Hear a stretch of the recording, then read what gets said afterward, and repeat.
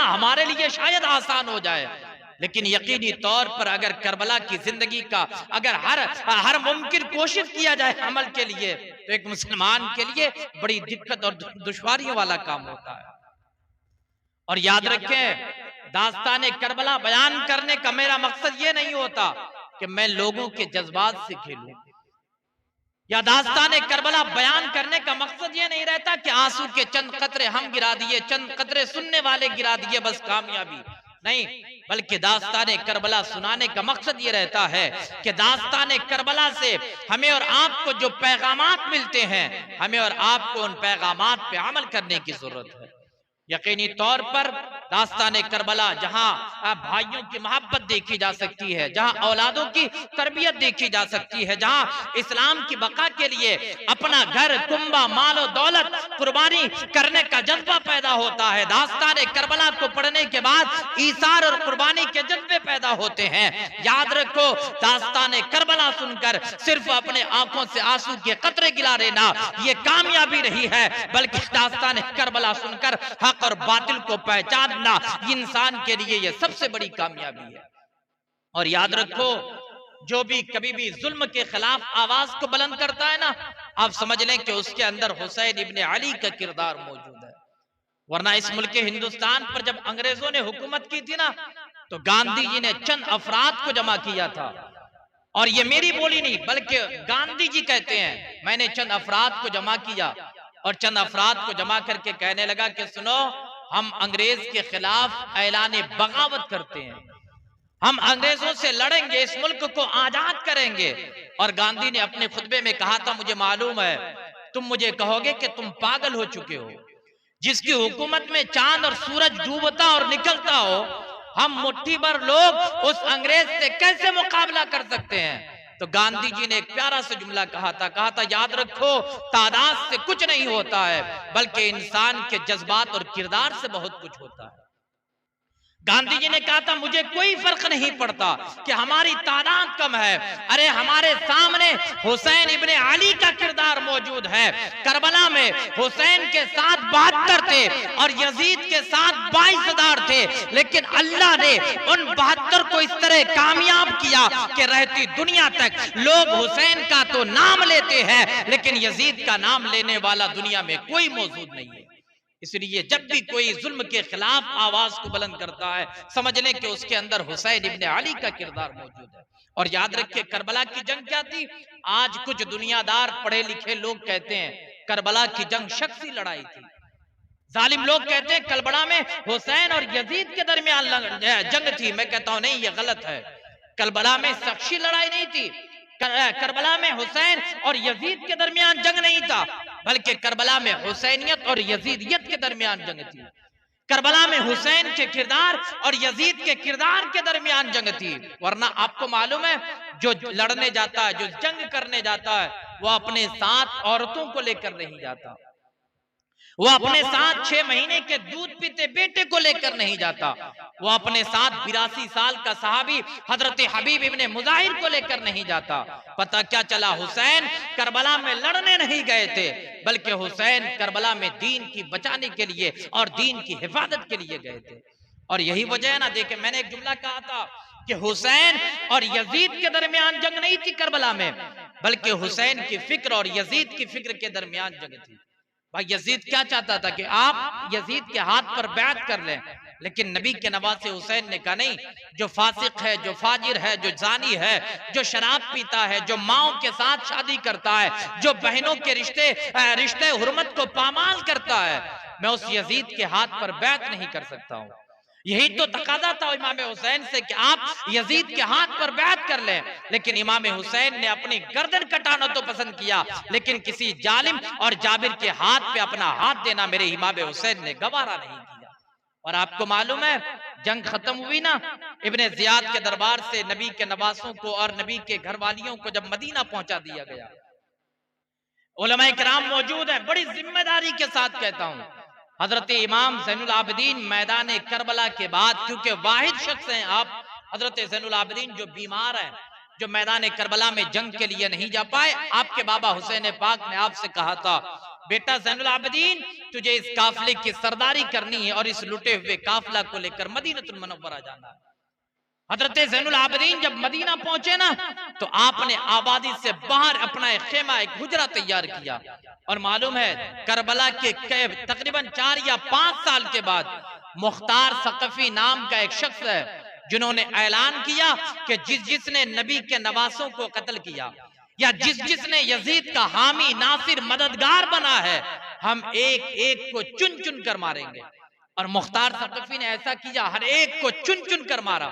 लेकिन जब बारी आई इब्ने जियाद की, जब बारी आई उस जालिम शख्स की जिसने नबी के घर वालों पर पानी को रोक दिया था, इब्ने जियाद मुख्तार सकफी के कत्ल होने के डर से भागने लगा। और जब मदीने वालों को खबर पहुंची कि जालिम इब्ने जियाद आ रहा है, मदीने वालों ने अपने घर के दरवाजे बंद कर लिए कि वो इब्ने जियाद जिसने नबी के नवासे को पानी नहीं दिया है, हम उस इब्ने जियाद को अपने घर में छुपने की जगह नहीं देंगे। मदीने वालों ने अपने घर के दरवाजे को बंद कर दिया। लेकिन जब नबी के नवासे हजरत बीमार ज़ैनुल आबिदीन तक खबर पहुंची ना, आपने अपने घर के दरवाजे को खोल दिया। जरा जुमले पर गौर करें, हुसैन के किरदार और यजीद के किरदार की जंग है। हजरत ज़ैनुल आबिदीन ने अपने घर के दरवाजे को खोला, मुख्तार सकफी के डर से इब्ने जियाद भागा और जब मदीना पहुंचा, उसने देखा मदीने का हर शख्स अपने घर के दरवाजे को बंद कर दिया है। वो मदीने से बाहर निकला, देखा एक खेमा है जिसके दरवाजे खुले हैं। मुख्तार सकफी के डर से इब्ने जियाद उस खेमे में गया और जाकर उस खेमे में जो शख्स थे हजरत ज़ैनुल आबिदीन, इब्ने जियाद ने कहा, ओ अल्लाह के बंदे, का मुझे एक प्याला पानी मिल सकता है, मुझे प्यास लगी हुई है। बीमार ज़ैनुल आबिदीन ने पानी का एक प्याला उठाया, इब्ने जियाद के हाथ में दिया। जब इब्ने जियाद ने पानी का प्याला लिया, इमाम ज़ैनुल आबिदीन को पहचान लिया। इब्ने जियाद खौफ खाया, डरने लगा, लेकिन प्यासा था, उसने पानी का एक प्याला पिया, प्यास खत्म नहीं हुई। दूसरा प्याला मांगा, ज़ैनुल आबिदीन ने दूसरा प्याला दिया। तीसरा प्याला मांगा, हजरत ज़ैनुल आबिदीन ने तीसरा प्याला दिया। इब्ने जियाद कहने लगा, ओ ज़ैनुल आबिदीन, शायद तुमने मुझे नहीं पहचाना। हजरत ज़ैनुल आबिदीन जो उस वक्त तक अपनी आंखों में आंसू को छुपा कर रखे थे, इब्ने जियाद ने जब कहा शायद तुमने नहीं पहचाना, हजरत ज़ैनुल आबिदीन की आंखों से मोटे मोटे आंसू के कतरे गिरने लगे और कहने लगे, जालिम, तू ही वो शख्स, मैं तुझे कैसे नहीं पहचान सकता। इन मदीने वालों ने दरवाजा इसलिए बंद किया है क्योंकि इसने तेरे जुल्म के दास्तान सुने हैं, लेकिन मैंने तो अपनी आंखों से देखा है। जालिम, तू वही इब्ने जियाद है जिसने नहरे फुरात पर खड़े होकर कहा था जानवरों को पानी मिलेगा लेकिन नबी के घर वालों को पानी नहीं मिलेगा। जालिम, तू वही शख्स है जब बाबा हुसैन अपने छोटे बेटे अली असगर को लेकर गए थे कि जालिम, ये 6 महीने का बेटा है, अगर पानी का चंद खतरा दे दोगे, बरोज़े क़यामत अपने नाना के हौज़े कौसर से तुझे पानी पिलाऊंगा। जालिम, तू वही इब्ने जियाद है जब बाबा के सरे मुबारक को जिस्म से जुदा किया गया था, तुम बाबा के सीने पे सवार हुए थे और तुमने अपनी बर्छी बाबा के सीने पे मारा था। अल्लाहु अकबर कबीरा। हजरत ज़ैनुल आबिदीन इतना कहते कहते रोने लगे। इब्ने जियाद पुकार कर कहा, और ज़ैनुल आबिदीन, जब तुझे मालूम है मैंने नहरे फुरात के पानी को तुम्हारे ऊपर रोका था, मैंने अली असगर के हलकूम पे तीर मरवाया था, मैंने आपके बाबा हुसैन के सीने पे बर्छी मरवाया था, तो ऐ ज़ैनुल आबिदीन, फिर तुमने हमें पानी क्यों दे दिया, फिर तुमने मेरी प्यास को क्यों बुझा दी। हजरत ज़ैनुल आबिदीन रोते हुए कहने लगे, याद रखो करबला में हम मोहताज नहीं थे, अगर हम अल्लाह से पानी मांगते अल्लाह नहरे फुरात को मेरे कदमों में डाल देता, लेकिन हम वहां अल्लाह के इम्तिहान देने के लिए गए थे, अल्लाह की रजा पे राजी होकर जिंदगी गुजारने गए थे। और इब्ने जियाद, याद रख, करबला में तुमने जो किया था वो तेरे खानदान वालों का तरीका है, और यहाँ मैं जो कर रहा हूँ ये मेरे खानदान वालों का वसूल है। मेहमान बुलाकर प्यासा तरपाना ये यजीदियों का काम है, और दुश्मन की प्यास को अपने घर में बुझाना ये हुसैन अब इब्ने अली के घर वालों का किरदार मौजूद है। इसलिए याद रखें, करबला में हुसैन और यजीद की जंग नहीं थी, बल्कि करबला में फिक्र हुसैन और फिक्र यजीद के दरमियान की जंग थी। और याद रखें, मेरे इमाम हुसैन से यही मुतालबा था कि आप यजीद के हाथ पर बैत कर ले। याद रखें, दास्तान मुहर्रम को बयान करने के लिए कम से कम 3 से 4 घंटे की जरूरत है। अभी मैं मोबाइल में देख रहा था, 6 तारीख को मैं सहसराम गया था, 2 घंटा 17 मिनट मेरी गुफ्तगू हुई, लेकिन मैं दास्तान करबला मुकम्मल नहीं कर सका। इसलिए जो वक्त मुझे दिया गया इंशाअल्लाह 15-20 मिनट या आधे घंटे के अंदर मैं अपनी गुफ्तगू को समेटने की कोशिश करूंगा। एक बार बुलंद आवाज से दुरूद पाक पढ़ें, अल्लाहुम्मा सल्ली अला सय्यिदिना शफीअना नबीना मौलाना मोहम्मद बारिक वसल्लम सल्लु अलैहि सलातु व सलाम अलैका या रसूल अल्लाह सल्लल्लाहु तआला अलैहि वसल्लम। हज़रात याद रखें, मदीना छोड़ना बड़ा मुश्किल काम होता है। अभी मेरे चचा, अभी मामा हमारे बोल रहे थे कि वो कब वापस हो रहे हैं। मेरे चचा छोटे वाले उम्रा के लिए गए हैं। कल मेरी बात हो रही थी उनसे, मदीने से ज्यादा रुए जमीन में कोई मुल्क या कोई शहर खूबसूरत नहीं है। याद रखें, जो लोग हज करने जाते हैं या जो लोग उम्रा के लिए गए ना, जरा उनसे पूछें, मदीने की आखिरी नजर और खाना काबा पर पहली नजर, ये बड़ी मुश्किल वाली घड़ी होती है। 2016 में अल्लाह का फजल है, मैं भी हज बैतुल्लाह के लिए गया। याद रखें, मदीना छोड़ना बड़ा मुश्किल काम होता है। और फिर वो लोग जो चंद दिन मदीने में रहते हैं, एक हाजी या उम्रा करने वाले को 8 दिन मदीने में रखा जाता है और 8 दिन के बाद उस हाजी से या उम्रा करने वाले से कहा जाता है कि अब आप मदीना छोड़ कर जाएं। अब हुकूमत आपको वहां रहने नहीं देगी। जरा गौर करें, जो लोग हज के लिए जाते हैं या जो लोग उम्रा करके आए, जरा उनसे पूछें, ये मेरी भी कैफियत रही है। जब मैं 8 दिन मदीना में रहा और जब नमाज इशा मस्जिद नबवी में पढ़कर अपने होटल की तरफ मैं लौटा, तो मेरे होटल के दीवार पे एक लिस्ट लगी थी, फला तारीख को और फला फ्लाइट से आए हुए हुज्जाज किराम, कल नमाज फज्र के बाद आपको मदीना छोड़ना पड़ेगा। याद रखें, जब मैंने अपने होटल की दीवार पे ये लिस्ट देखी, मैं अब अपने कमरे पे नहीं गया, बल्कि मैं अपने पैर को वापस किया, फिर अपने आका के रोजे अनवर के सामने हाथ जोड़कर खड़ा हो गया। अर्ज करने लगा, या रसूल अल्लाह, अभी 8 दिन हुए हैं, हमने 8 दिन मदीने में रहा, मस्जिद नबवी में 40 वक्त की नमाज हमने पढ़ी है। या रसूल अल्लाह, इस 8 दिन में हमारा दिल मदीने से इस तरह लग गया है कि हमें मदीना छोड़ने को जी नहीं चाहता है। और ये सिर्फ मेरी नहीं, बल्कि हमारे काफिले में जितने हुज्जाज किराम थे, तकरीबन सबकी यही कैफियत थी।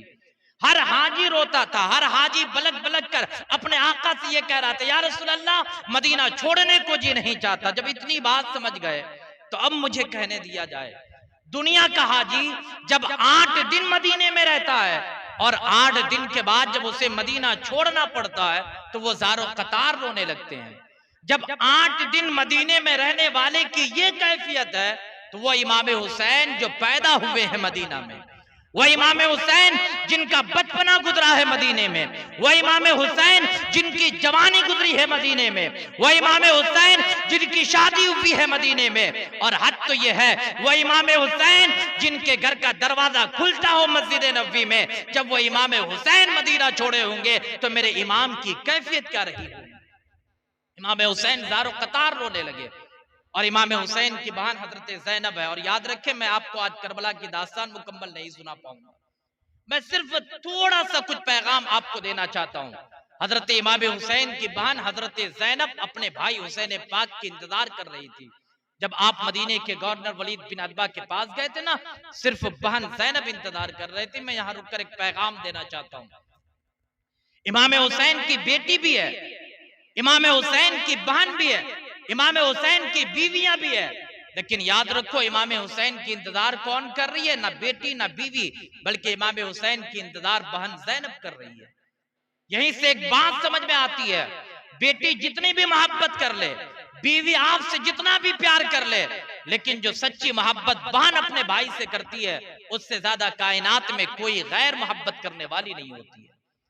हजरत ज़ैनब भाई इमाम हुसैन का इंतजार कर रही है, कहीं भाई हुसैन क्या हुआ? इमाम हुसैन ने कहा, ज़ैनब, नाना ने बचपने में कहा था, बेटा हुसैन, दीन की हिफाजत के लिए तुझे करबला जाना पड़ेगा, दीन की हिफाजत के लिए गर्दन कटानी पड़ेगी। बहन ज़ैनब, अब लग रहा है मदीना छोड़ने का वक्त आ गया है। हजरत ज़ैनब ने कहा, भाई हुसैन, अब क्या करना है? मेरे इमाम ने कहा, नाना को आखिरी सलाम अर्ज कर दिए। माँ फातिमा ने कहा था छोटे में, बेटा हुसैन, जब भी मदीना छोड़ना, अपनी माँ फातिमा को आखिरी सलाम अर्ज कर देना।